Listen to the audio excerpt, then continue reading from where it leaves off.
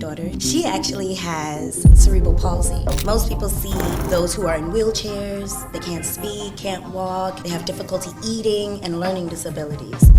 That's actually what the doctors told me, my daughter, that was going to be her condition. I was like, no, I don't think so. Working in the building department, it opened my eyes to a whole new world, construction.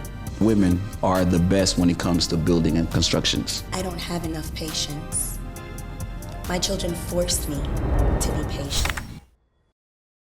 Raheima Golden, North Miami Senior High School alum, vice president of its Alumni Association, and a dedicated public servant turned entrepreneur. After a 15-plus-year career with the City of North Miami's building department, she now runs her own property solutions business, helping navigate complex building codes and recertifications. A mother of 4 and a community builder, she works tirelessly to connect alumni and give back to the city that shaped her.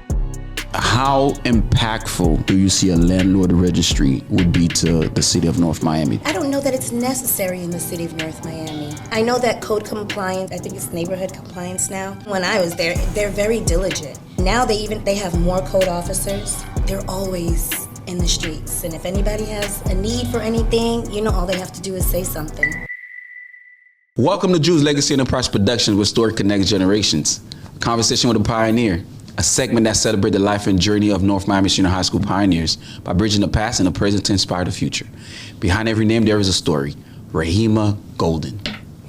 Born in New York City to Jamaican parents, migrated here to the city of North Miami in 1992, where she attended North Miami Middle School, North Miami Senior High School. She's an alumni from class of 98, and also she's the vice president of the Alumni Association at North Miami Senior High School. Raheima, have you ever been to Jamaica? I have been to Jamaica. What parish are your parents from? So my mother is from Kingston and my father is from St. Elizabeth. So they're both Jamaican? Yes. You know, Haiti and Jamaica have a pretty good history. I know they do. I know they do. You were born in New York? I was born in New York, New Rochelle, New York, to be exact. Where is that? So it's close to the Bronx. It's close to the Bronx? Close to the Bronx. A lot of people know about the Bronx. Right. So it's just a small town, but it's really nice town, a.k.a. New Rock City. New York City. Yeah. What made your parents move to Miami in 92? My dad stayed. My mom moved my brother and I and my stepdad down for a better home. Okay. You know, where we live now or where we migrated to, I was able to have my own room. You know, we had more space. Of course. So it was better for us. How big is the family? So my mom has 3. I am the oldest. And I have 2 younger brothers through her. And then my dad has me, my brother after me, and then 2 other girls. Nice. So, yeah, but I'm the oldest. How was the transition for you as a kid from New York to Miami? You know, it wasn't such a hard transition. I consider myself to be a people person. Okay. I can pretty much assimilate into any setting given. So it was pretty cool. It was a culture shock for me. Of course. Believe it or not, I had never heard of Haiti. Wow. I didn't even know, you know, what a Haitian was until I moved here to Miami. Wow. And my very first friend, Huberta Mateo, rest in peace. She was the one who introduced me to the Haitian culture. Wow. And it was beautiful. It was beautiful. So do you consider yourself a New Yorker or a Miamian? I am a New Yorker. You know what? I love them both. Of course. You know, I am a product of both. So, yeah. 9/11, where were you? Ooh. You gonna make me tell my secret? No, I'm just kidding. I was actually with a boyfriend of mine at the time, and we're just watching the news. Right. And when it came up, I was like, "What?" I almost lost my mind. I called my dad immediately because, you know, he still lives in New York and he works in Manhattan, just a few blocks from the Twin Towers. And I couldn't get through, and it took about 2 hours before he called me back and let me know he was good. And funny enough, my stepmom was scheduled for a meeting that morning in Tower 2. Oh, wow. Yep, and she missed the train. That's God, right? It was God. Wow. It was God, yeah. But her colleagues were in attendance at the meeting, so sadly, none of them made it. Oh, wow. Oh. Yeah. From your perspective, what impact did that have on people who were in New York at the time? Oh my gosh, I don't even know. I couldn't even imagine being there. Right. But it's complete chaos. Mm-hmm. You don't know when you hear one tower goes down because an airplane went into it, and then another one, and then you hear about what's going on in D.C. Right. It's like, where do you go? What do you do? Right. It's fear. Right. To the utmost, you know. So I wouldn't even know. You graduated in 98. What did you do right after high school? Right after high school, I was working for the city of North Miami as the head cheerleading coach at Kennedy Park, and also I was assistant coach for the gymnastics program. Okay. You did mention, I believe, you were into drama. Was it? Yeah, I did theater. That was my passion. I did theater from elementary, middle school, and high school. And yeah, that was like the greatest thing ever. I think my greatest achievement as it pertains to theater was my senior year. I got Best Actress in the district and Best Supporting Actress in the state of Florida. So for me, that was great. Right. You know, but yeah. What did you do for the city of North Miami? I coached cheerleading and gymnastics. What else? Yeah. What else did I? Oh, well, I worked in the mayor's office. But my biggest accomplishment at the city, I think, was when I went into the building department. What did you do for the building department? So for the first, I think it was 16 years. No, it was about 13 years. I was in the building department as a permit tech. Okay. And after that, I went into code compliance as a code officer. I did that for about 2 years, and then I went back to the building department for about 2.5 years as the manager. Okay. And then that's when I retired and opened my own business. Okay. Is that Raw Ongo? Raw Ongo, okay. LLC, yes. What is that about? So, working in the building department, it opened my eyes to a whole new world, construction. I had no idea that I could love construction. Right. So By the way, not to cut you off, by the way, the best women are best as far as when it comes to construction, because they are very detail oriented when it comes to constructions. Absolutely. I just wanted to, to mention that they are the best. When you're talking about contractors, when you're talking about builders, it is said that women are the best when it comes to building and constructions. Well, thank you. I agree. But yeah, I actually went to Miami-Dade and did the construction technology program. I didn't quite finish yet, but I am going to go back and finish it. But I learned how to read plans. I learned a lot of technical stuff, administrative portion, of course, I was good at because I was in the building department. Right. So it was like, why not? Okay. It's what I know. It's what I love to do. I get the opportunity to help people. So when I opened up my business, the purpose of it was to help those who were issued, let's say, a violation. Okay. For construction, maybe without work, or maybe they need to do some construction work. And because I knew the ins and outs of the city of North Miami, I figured it would be easy for me to help folks. And I like to make people happy. I like solving people's problems, which is actually my slogan for my business, Raw Ongo Services, your property problem solver. Oh, nice. Yeah, I thought it had a nice ring to it. But yeah, so that's what I was doing. So you're doing that full time now? To an extent, yes. Okay. I'm actually working for a property management company. They own over 100 apartment buildings. Okay. And, you can imagine they get violations left and right. Okay. All their properties are in South Miami. Okay. So I manage all of it. Since the Surfside Towers, the Chaplin Towers, it has changed Miami in the condo associations, re-inspections, recertification, I believe 40-year recertification. Well, now they're just called building recertifications. Right. They don't wait until the 40-year birthday of a building. It's now 30 years. Okay. So yeah, building recertifications has gone to a new level. It's very how do you say, very meticulous. Okay. Very detailed reports. They look for any and everything. Okay. So, I mean, even something as small as, well, you may think it's small, like a railing. Right. You don't think, you're like, oh, it's a little shaky, not a big deal. It's right. absolutely a big deal. So, but as it pertains to the Surfside tower falling, you know, they felt like it had a lot to do with maybe not enough reinforcement steel, some corrosion, because, you know, it's near the water. Of course. You know, so that played a big thing into it. So if someone wants to do a 40-year reinspection or a certification, right? Mm-hmm. How does that look? What does that entail specifically? Well, first and foremost, they need to obtain an architect or engineer, I should say, that is certified to do these inspections. That's the first thing you need to do. Okay. And then that engineer takes it from there.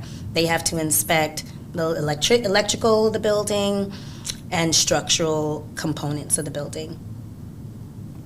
And the inspection, how does it go as far as what are they looking for? What is the city looking for? What is the county looking for in the inspection overall? They're looking for safety. Okay. Safety.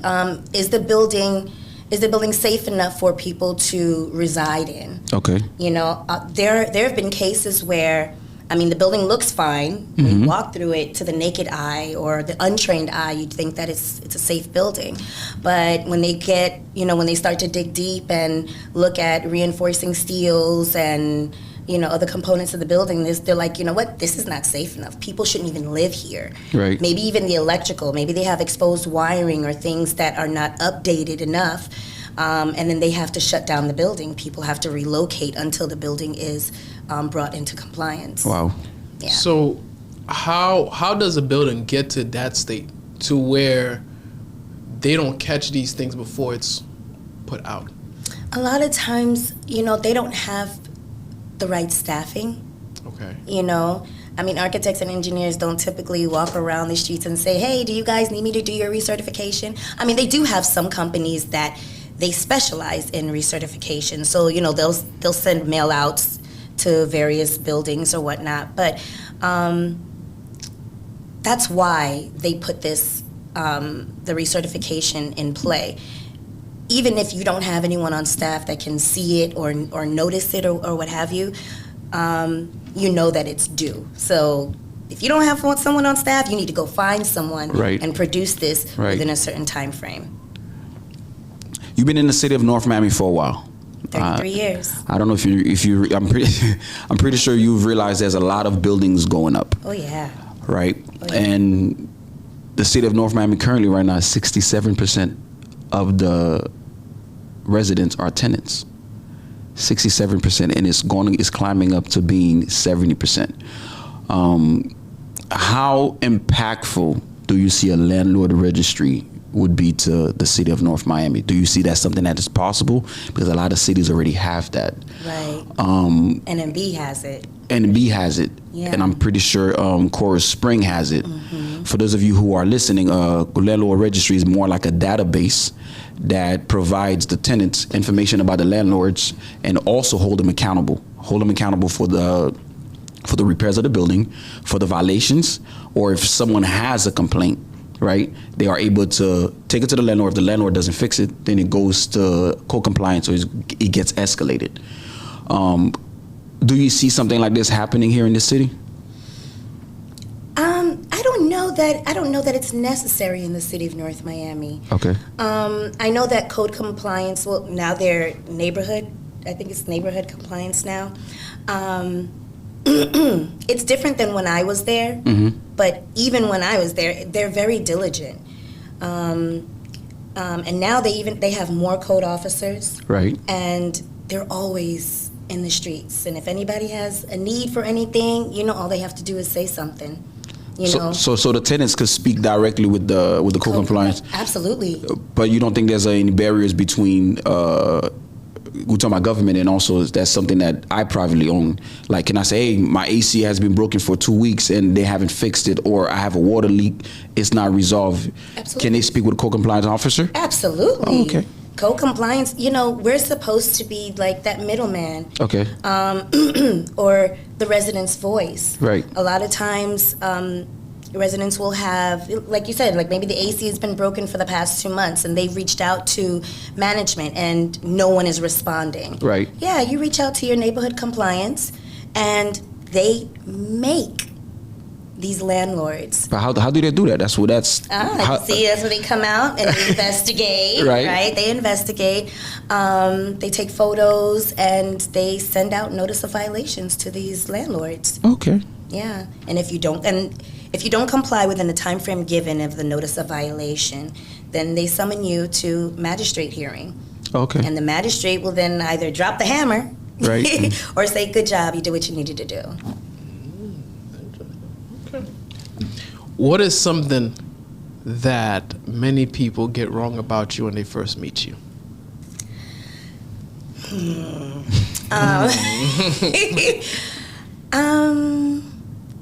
I don't know. What is a misconception? Oh, you know what? And this is me being transparent. A lot of times people consider me as flirtatious.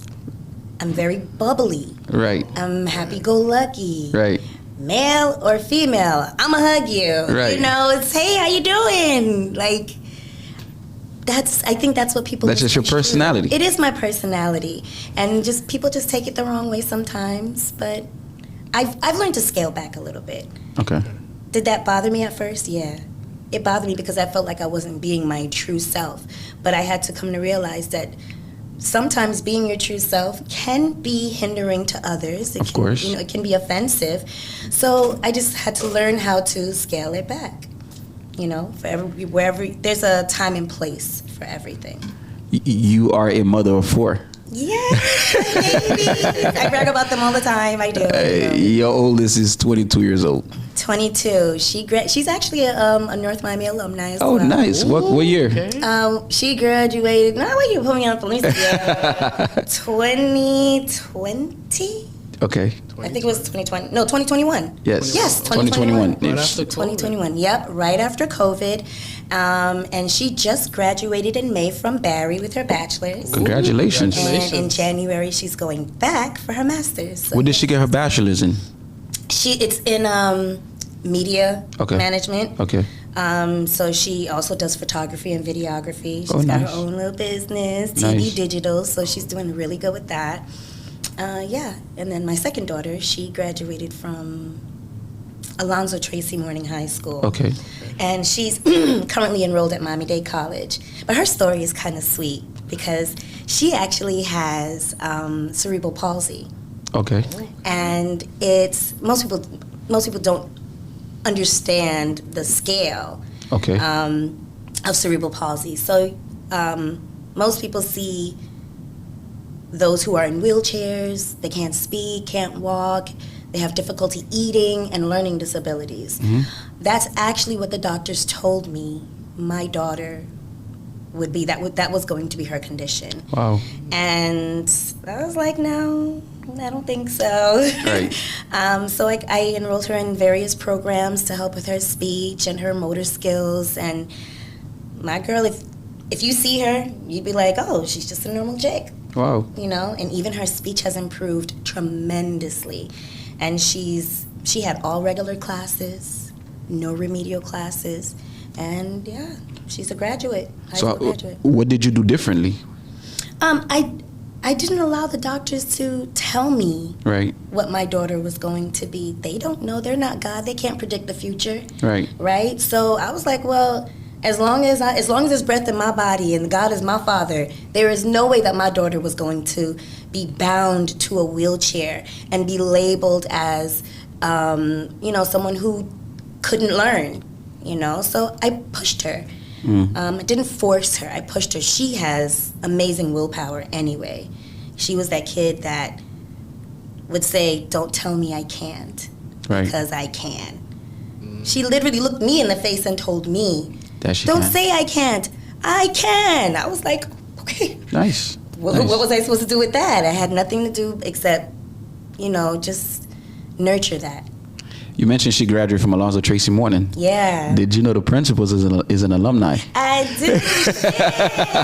Yes. And his brother, his twin. He's a twin. He's the chief of police in University of Miami. Yes. Yep. I did know that. I know them well. You know them well? Yeah, I know them well. And out of all your daughters, who's more like you? Ooh.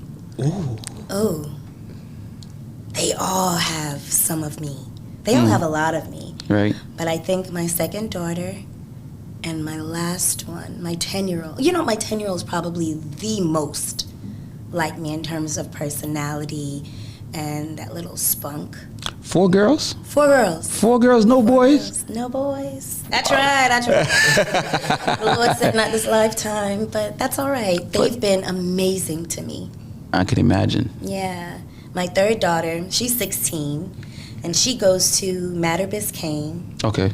And nice. Yeah, she is crushing it academically. Right. Man, I've been blessed. I got some smart kids. I really do. She has been crushing it. She is the secretary of the SGA program.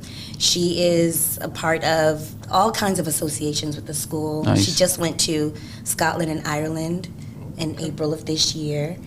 And for her senior year, I believe they're going to Japan. But she was selected. Oh, wow. To do dope. these things. It's dope. Yeah, they're amazing. A mother of 4, what did that teach you? What did motherhood teach you about yourself? Ooh, that's a really good question. It taught me that I don't have enough patience.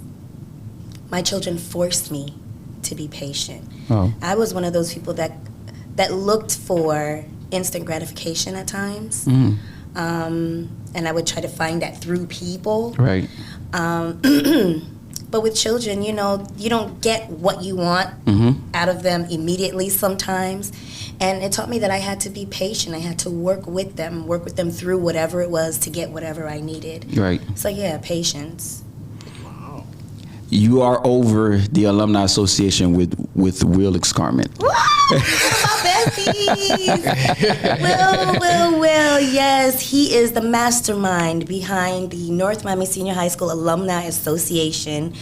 And it has been an amazing ride. I could imagine. Yeah. He started it the year before last.